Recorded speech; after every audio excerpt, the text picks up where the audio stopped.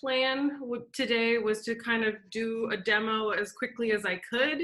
I don't normally try to paint a whole painting in half an hour, so I wanted to show you some done painting and then sort of a halfway painting, and I can paint on the call. I'm happy to answer any questions about gouache. I know it's sort of the other watercolor. People don't use it as often. They don't know the difference between designer and acrylic gouache, so I'm happy to go over that. And, you know, I'd like it to be a little bit of a discussion. Gouache, there's essentially two kinds of gouache. There's more, but this is all you really need to know is there's acrylic gouache, which looks like this.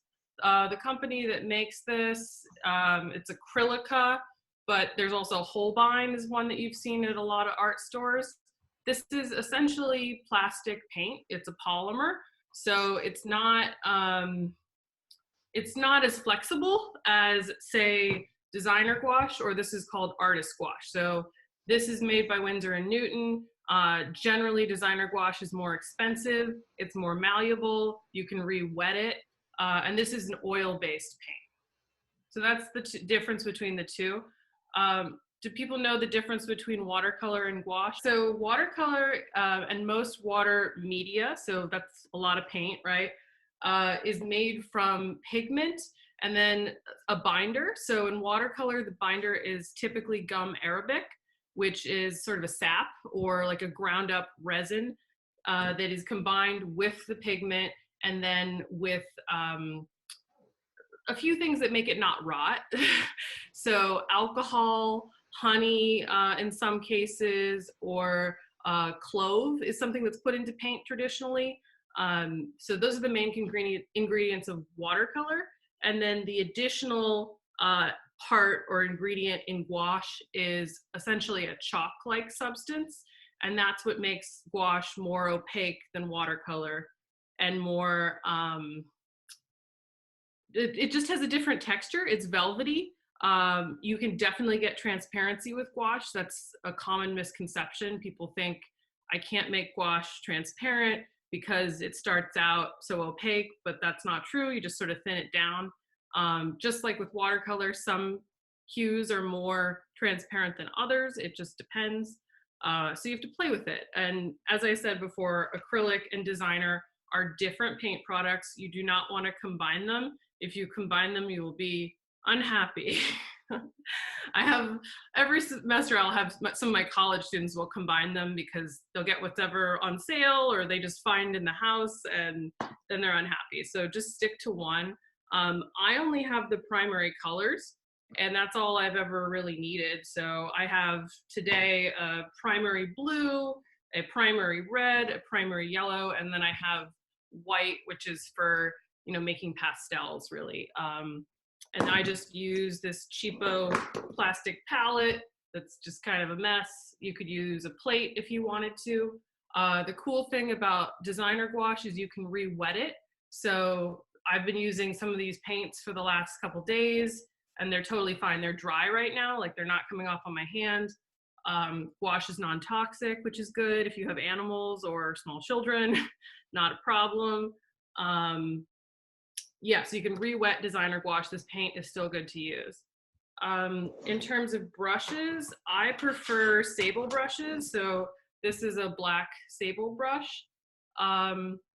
And I got this from Kramer Paints, where you can order supplies online if you want to. They're based in New York and Germany, but they'll deliver to California. This is a number 8, I think. I have a bunch of other brushes for water media, but you don't need this many. This is like a little crazy making. I like to use bigger brushes, so I have some flats. A flat brush is a flat shape for anyone who's totally new to painting, so this is a flat. And this is just like a kind of bad Daler-Rowney flat brush. So I use this a lot. And price-wise, black sable is much more expensive than this is made from a synthetic plastic. So this is very cheap, very expensive. They do different things, but you could use both. And then paper-wise, this is some Arches paper. So many of you are familiar with Arches. It's a common water media paper. They make cold press and hot press paper. I like it for everything. If you don't want to pay for arches, you could buy Strathmore. You could buy Reeves BFK is good too. You could buy paper by the sheet, or you could buy it by the pad. Generally by the pad it's cheaper, and they make them in standard sizes. Most people don't paint any bigger than 24 by 18 with water media. You could if you wanted to. Today these are pretty small because it's just a quick demo, but yeah, any questions about supplies? I'm feeling like I'm talking to people that already have some familiarity with No, paint. that was great. So I mean, Okay. I you know, we're definitely like a mixed crowd. So that was wonderful. Okay. Thank you. Yeah. And I'm watching the chat, so you can keep going. We're good. Okay, I'm just gonna keep going. Yeah. So gouache is a water media. All you need to activate it is water. So that's what's in this thing, is just water. There's no solvents or additional stuff that you need. I just have paint, brushes, water, paper, and I went ahead and made drawings already. So I don't know if y'all can see this screen, but this is my phone on a setup here. So I thought I'd do that so you have yesterday, so you can sort of see like a completed gouache painting of plants. This is just my style. You don't have to fill up a whole page with something, but I like it. I feel like it feels a little bit more contemporary than just like flowers in the middle of the page. So that's something I think about with composition, is how do you make something interesting that's an age-old subject matter. So that's what I did for this painting yesterday. This painting is in sort of like, I'd say, an early stage, right? So I've done the drawing, and then I did a gradient wash. So it's darker at the bottom, and then it goes up to a lighter kind of purple background. And then I was gonna spend some time on the video today going through how you might paint this density of flowers and greenery. And then I have a few drawings that are just sort of done at this point. So for me, I always do a drawing first. I'm gonna start painting these tulips. Like I said, I made this drawing before. I put in a gradient wash. I don't want the whole background to be purple, but I like to, when I'm painting something this dense, I need to simplify it a little bit for myself, at least in the early stages. So right now, all I'm doing is I'm putting out, I showed you that I just have primary colors. So I'm just putting out some red and yellow and blue on my palette. And then I'm going to start thinking about systematically how I want to paint this many tulips. You know, they're all red, but how do I make them look different from one another, like in the photograph I showed you? And how do I kind of build up color with gouache? So that's the goal here. I'm going to start with some kind of red orange. That's what I'm mixing right now. So more red than yellow.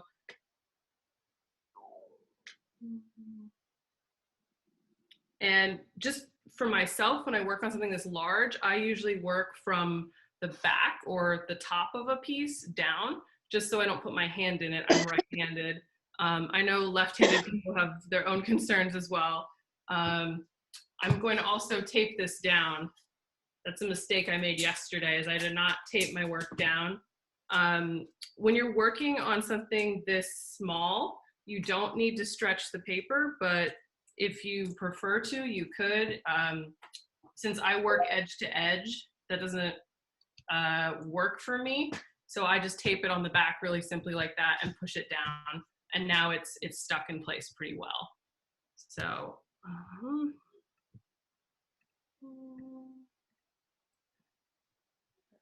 gonna keep going. So I usually work from the back to the front. So now I'm just adding some red to these flowers. And I'm going to do this as quickly as I can. With gouache, it's gonna dry pretty quickly. So I've added like a medium amount of water to this. I would say, you know, some people like to apply it more thickly, but because these are more transparent flowers, I'm just gonna be working in a couple different layers. So I prefer to have water as opposed to just really thick paint. If you really glob it on there, it will take longer to dry. as well. So you'll see on the video, you can actually watch the paint dry.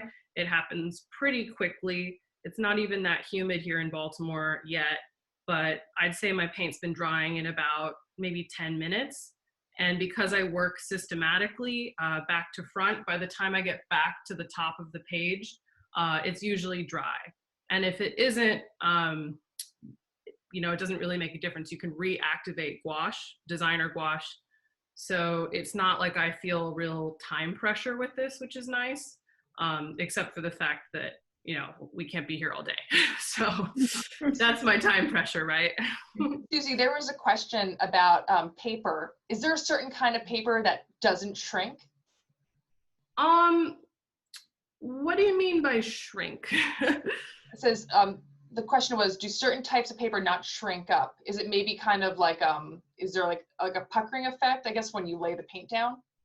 Oh, maybe they're talking about curling, because sometimes paper, if you add a lot of water to it, it starts to curl because the sizing is not consistent. So I guess I would say I like to buy nicer paper. I think if you're going to spend money on something, spend some money on Arches. It's really, really nice stuff, and it lasts forever. It's not like it's going to go bad. I don't recommend Strathmore, the student grade stuff. They have some pretty good artist grade stuff that is much cheaper. So that's another option. I think good paper is really an important part of water media. So I'm not sure if that's answering the question about curling. I'm not I somebody think that that when you stretches my tape down the paper, that's also a function of it not moving, right? Yes, I taped it down for the purposes of this video. Okay. I wouldn't have taped it down otherwise. So taping it down doesn't mean you're going to prevent it from curling. No. If you wanted to prevent, if you were stretching paper, which is not what I'm demoing today, you would wet the entire paper. You would use either a gummed tape or another tape that was going to respond well to paper and not rip it apart. And then you would apply it across the whole thing while removing water from the paper with a sponge. That's not what I'm demoing. Okay. But yeah, that's definitely something you can do, especially if you're working big. Another benefit of working small is that you don't need to do that in most cases. I would really have to be putting a lot of water on this paper for it to curl, because this is just a little like 7x5 piece of paper.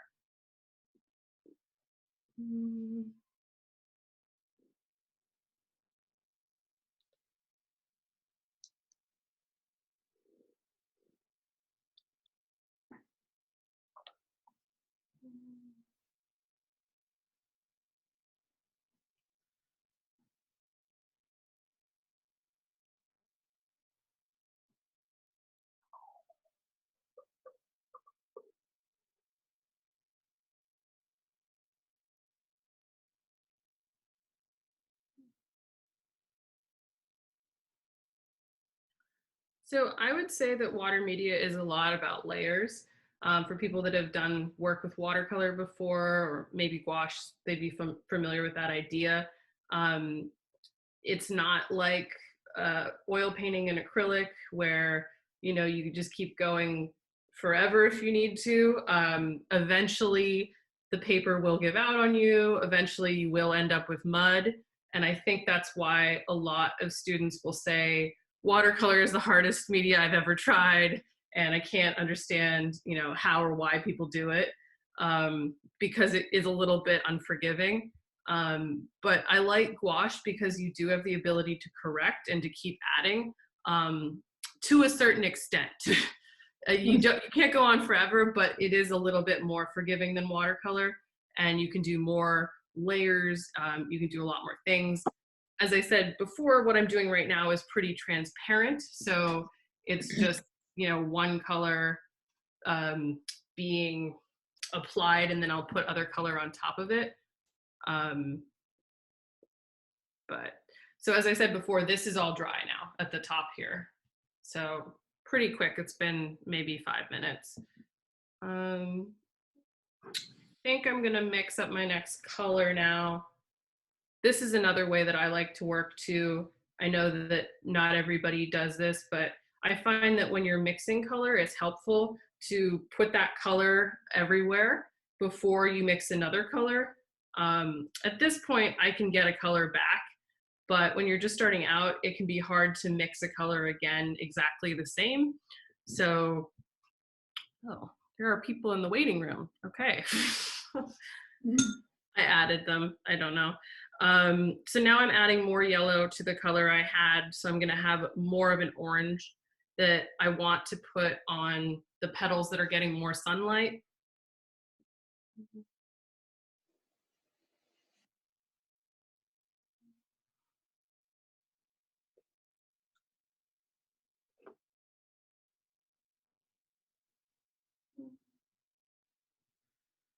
With gouache, you have the option to add white. I've showed you this white tube that I have kind of waiting in the wings. So it's not like with watercolor where you would use the white of the page. With gouache, you can use white paint as sort of a highlight at the end, or an eraser, I guess, if you wanted to use it as that. Um, I like to also leave the white of the page just because I paint in watercolor a lot. I think I'm used to it. So this second color is a little bit more orange.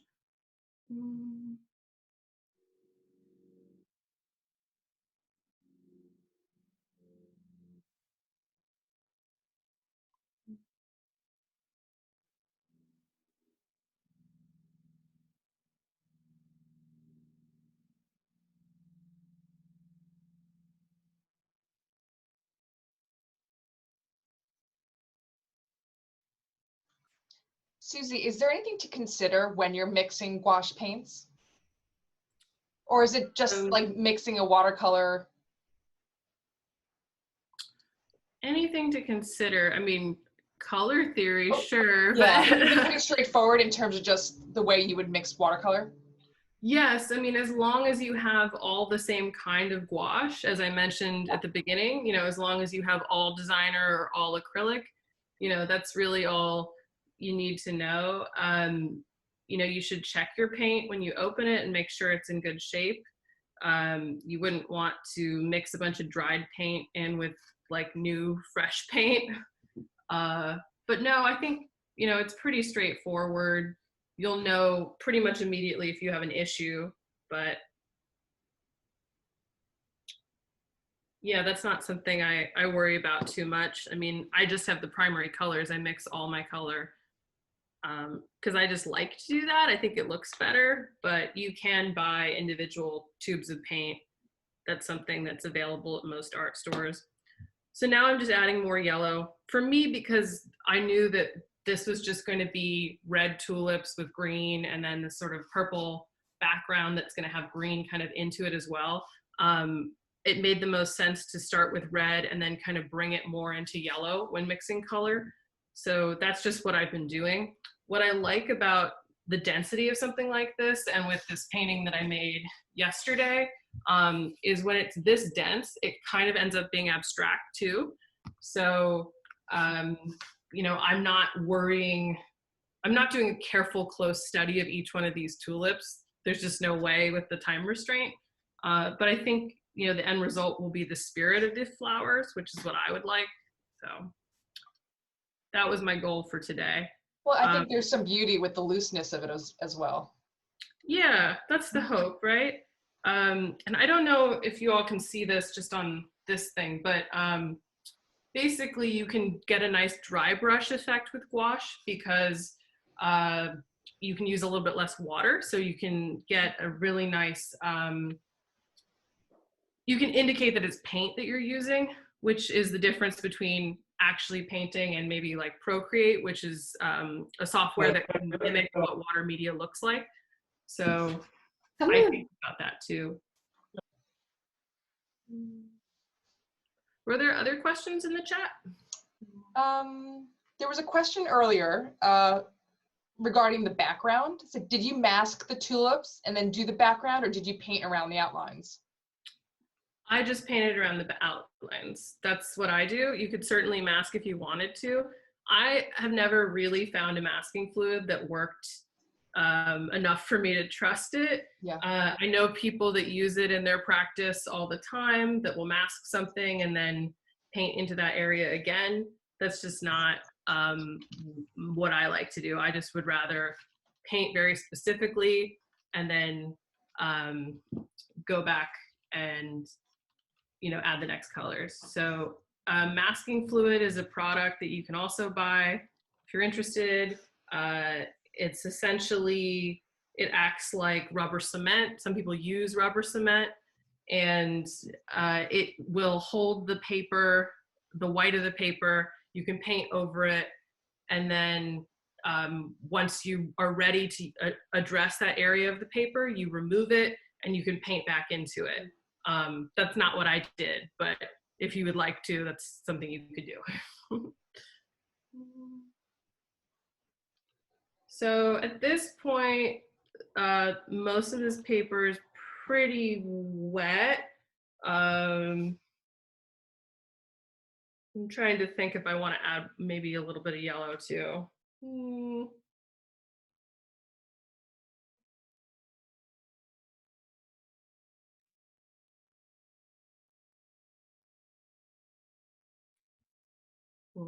The thing about gouache as well is it will dry a little bit darker than what you're seeing as you're going along. So it's a good idea to wait sometimes. It's hard to be patient, but it's maybe for the best. So I'm going to distract myself from the red and let it dry by moving on to the green of all the stems and everything here. Do you use a hair dryer? No. No. No. It's going to dry pretty fast, like in the next couple of minutes.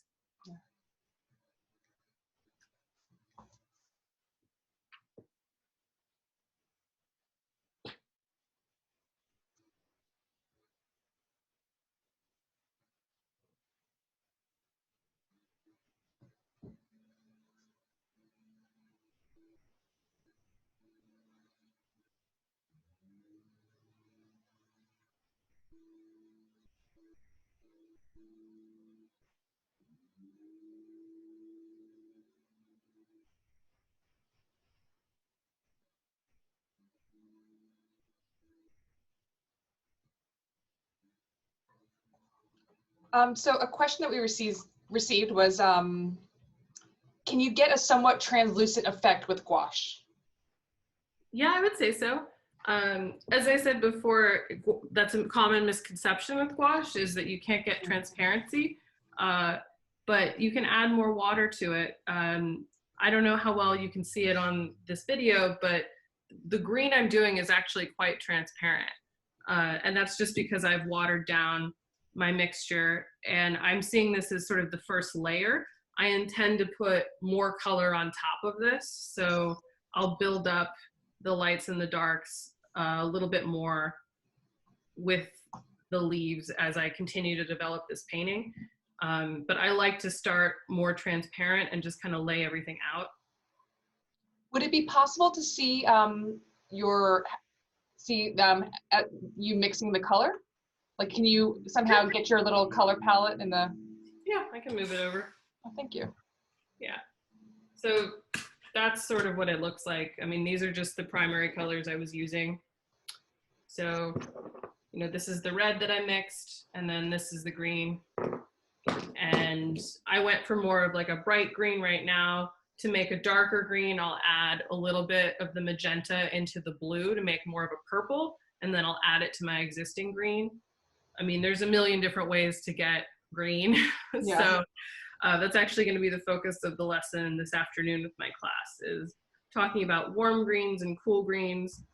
The green right now that I'm using is a warmer one because the reference that I was looking at was so lit from behind. So Suzy, now, of course, I want to take your class, but I'm thinking to myself, I don't have gouache, and I'm not going to be able to get it in the next hour. Right. But I believe you're recording your classes, correct? Yes, I'll record it, and if people want to start next week, that's fine. And they'll get a recording from the first class, so that way they're up to speed for the second class. Yeah. Yeah. We're all just figuring out this new technology, right? Yeah. Yes. there's good days and bad days. Yeah. Could you show, is it possible, can you also show the painting, like the mix? Like, is there some way you can split your screen? Yeah, there you go. Yeah. Yeah. I don't know if we, yeah. I mean, the nice thing about gouache is it is forgiving, you know, more forgiving than other water media in that you can go back over things. You can also pull it up, like the pigment sits on the top of the page a little bit more than with some watercolors. You know, without getting into it, like some paint is staining and some paint is not. And that means that the pigment will stay on the paper kind of regardless of what you do. But with gouache, because the particles of pigment are larger, it sits more on the surface. So if you're quick about it, you know, you could pull up something if you needed to. Like, I don't really need to, but if I wanted to pull up some of this, I could. So, but I'd say that this is pretty transparent, this green. Yeah. So are you, oh, I'm sorry, are you painting or mixing? I can't see where you're. I'm painting. Oh, there you go. Okay. Okay, so Yeah. yeah. I wonder if you almost, can you zoom back a little bit? I don't know if you have, there you go. Yeah. Thank you. Yeah, of course.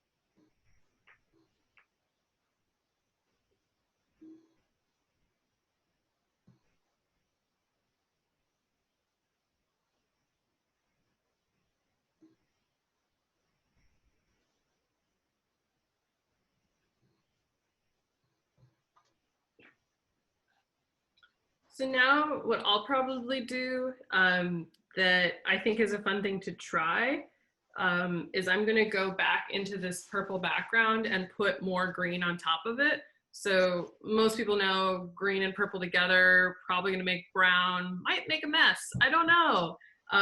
But from my reference photo, I liked the density that was happening in all the spaces between the flowers, and just having a purple gradient doesn't do that for me. So that's probably what my next thing would be on this painting. Then once I had done that, had completed that, I would go back in and tighten up all the tulips. So that would mean adding yellow, adding some white highlight paint on top of that. And then once the tulips were good, I would go back in and do different layers of green on the foliage to really bring it to life. But like I said, with gouache, what I love about it is the layering. You can keep playing with it. The painting that I did yesterday, this is many layers. Can you put the painting underneath the camera? Can you bring it under the camera? Yep. There you go. Yeah. This is probably like 2 hours, maybe an hour and a half of going over certain things, pushing the darks back, bringing the lights back in, adding a little bit of white highlight at the end. So, you know, this is much looser and that has its own merits too. So, you know, you get a pretty quick result with water media, which is one of the other benefits. So I just think it's a lot of fun, and I think the class is gonna be a lot of fun. I'm excited to see what other people's reference photos look like and what people want to paint. So, how do you feel?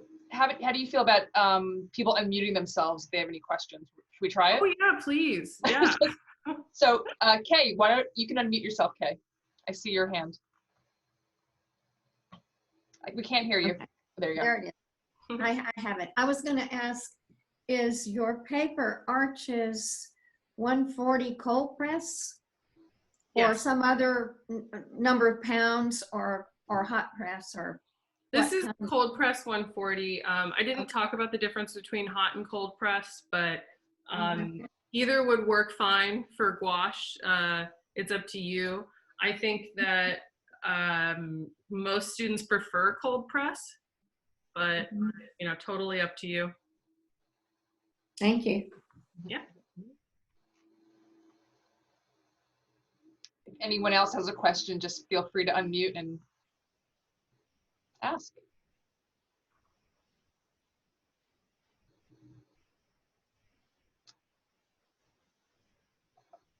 Okay, well, if not, then thank you, thank you so much. If you have any questions or comments, you can email me at Ally, A-L-Y, at pacificartleague.org. And again, I apologize for technical difficulties. We're all learning, whether it's painting or Zoom. I know I'm still learning the ins and outs of Zoom, so I appreciate your patience. And if you want to check out Suzy's website, which I think is actually incredible, and the background on my Zoom is one of Suzy's paintings. Suzy, your website is, what's the address? It's just my name. I'll put it in the chat. It's just Suzy Kopf or www.suzykopf.com. And Suzy is SUZYKOPH.com. F. Oh, sorry. That's okay. KOPF. Thank you. Sorry. Mhm. And you're teaching today and again over the weekend. And we are so happy to have you back at PAL. It's been a journey back to the beginning.